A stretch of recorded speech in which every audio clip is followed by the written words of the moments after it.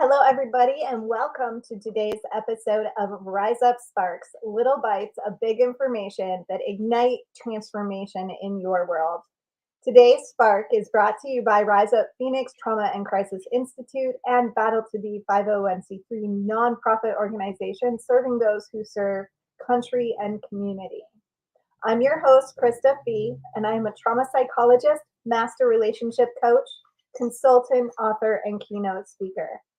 Every week, I'll be here sharing the tools and resources my clients have found to be the most valuable.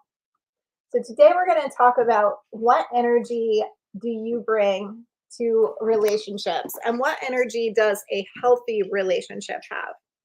So I work with couples regularly, and I work with primarily couples in high stress professions and couples who are on the brink of giving up on their relationship. And some really big consistencies can be found in the relationships that I tend to work with. One of those consistencies just keeps coming up over and over and over again. And I really want to talk to you guys about what the difference is between being in relationship with someone and being in attachment with someone. Relationship is what happens between two healthy individuals who are whole and complete on their own. And attachment is what happens between two individuals that try to take, own, control, possess each other in relationship. So instead of being two people, like an infinity symbol, two people with the interactions happening between them in an endless, fluid, flexible manner, what's happening is two individuals that are trying to share the same space. And in that way, one individual tends to lose their identity to the other. And there's a really cool visual, a really cool metaphor that helps to put this into your mind, that helps you to see the difference. So we as individuals think of your life and the relationships in your life and all of your experiences. Think of you as having an expansive garden. You have this beautiful garden with trees and flowers and all of these different pieces and parts. And everyone else has a garden too.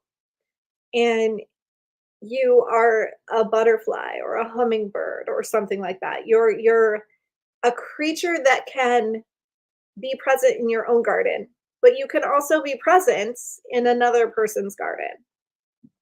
And the most beautiful gardens are the gardens that you want to visit and you want to spend time in and you want to spend time with. So you are not becoming a part of their garden just by visiting their garden. You receive gifts from their garden. You receive nourishment from their garden, but you aren't their garden, right? And they are not your garden. So now imagine what happens if a butterfly or a hummingbird visits your garden and you enjoy its presence so much that you put it in a cage or you put it in a jar. What's going to happen to that butterfly or hummingbird? Is it going to live its best life? Is it going to be a bright and colorful in its best self? Or is it going to fade and cry and become weak and fragile and maybe even die? That's what we're doing in our relationships. And when relationships come to me in the state that they come to me, when they're at that brink of giving up on each other, it's because generally in one way or another, this has happened.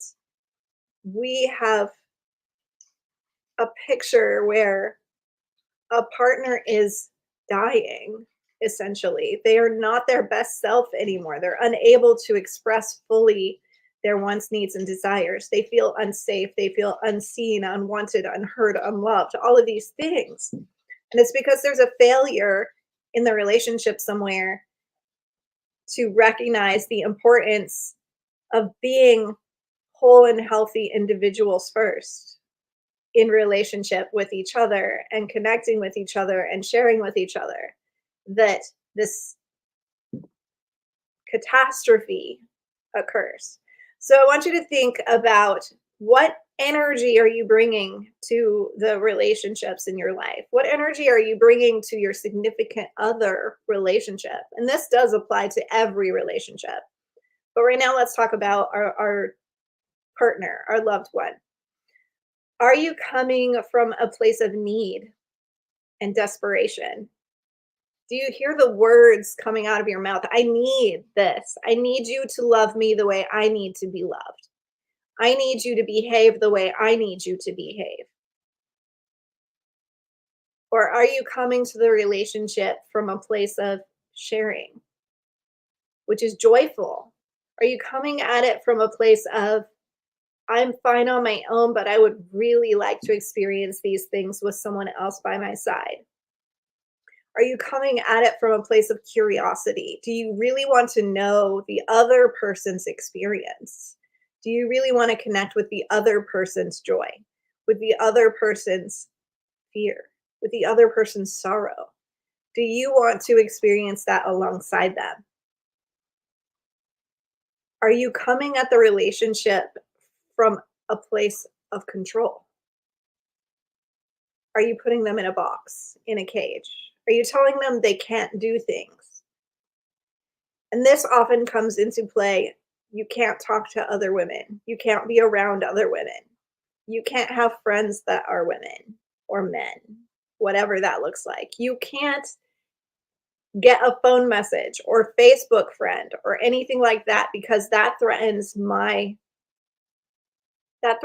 security. That makes me feel like you're going to leave me. I don't want you to leave. So you can't possibly have any kind of interaction whatsoever with anyone else, or I'm going to lose my cool, right?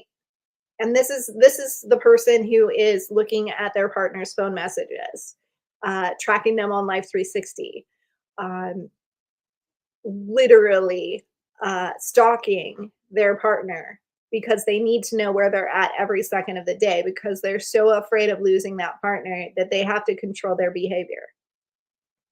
That's the person that can't see how their partner shows love and only receives love if it's given the exact way specified by them. Are you coming at the relationship from a place of expectation? And this can be expectation of servitude. Like, we have all these roles, and I expect you to carry out the roles I think you should carry out.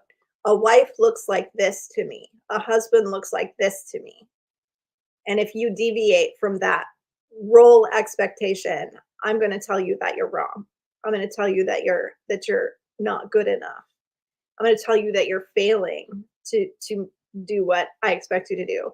But that can also look like, I'm punishing you because I already expect you to fail. So I'm going to treat you like you've already done something wrong. If my ex cheated on me and I expect you to cheat on me too, I'm going to treat you as if you already have. I'm going to punish you as if you already have. I'm going to have that lack of trust, that lack of consideration, that lack of giving you the ability to be an autonomous human being on your own, because I am so sure you're going to do it that I'm just waiting for that hammer to fall, right? I'm waiting for that shoe to drop.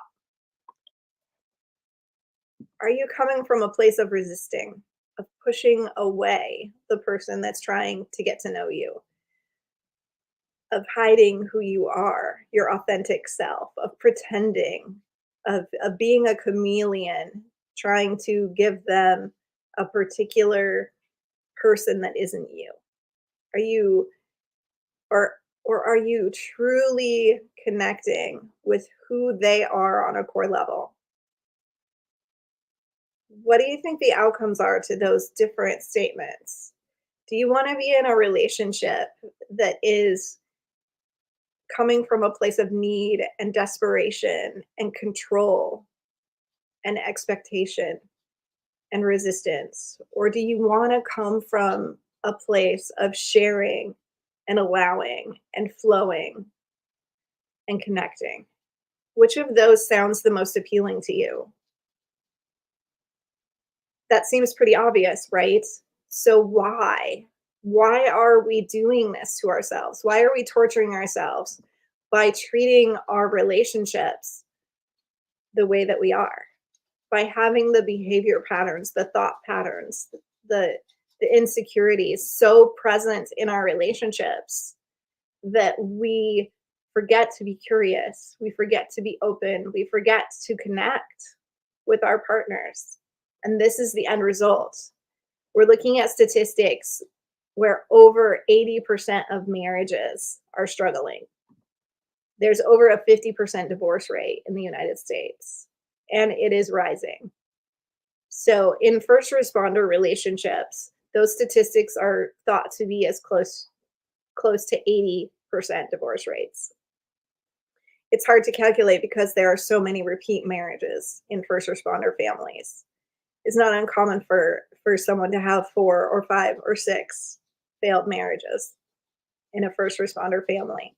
So I want you guys just to consider, I'm not going to go into great detail because these are brief episodes, but I want you to just consider the relationships in your life and where are you coming? What place and energy are you coming to that relationship from? And if you're coming from any of those less than positive words, choose an action now, today, that will help you to be more on the more positive side, to help you to connect a little bit more with your partner, to help you to open up a little bit more to your partner, to help you to allow your partner to be an autonomous human being as well in the relationship.